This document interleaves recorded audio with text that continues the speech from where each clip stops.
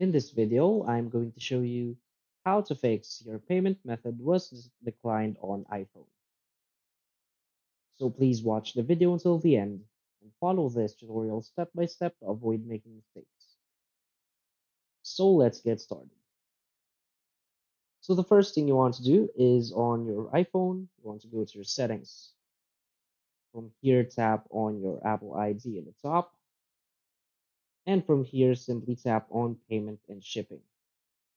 So this error typically occurs when you have entered the wrong information for your payment method. So what you can do is simply tap on the payment method you're currently using and remove the payment method. So after removing it, you just want to add it back again, but make sure that you have entered all of the information correctly. So that's basically it. So if you find this video helpful, please hit like and subscribe. Thanks.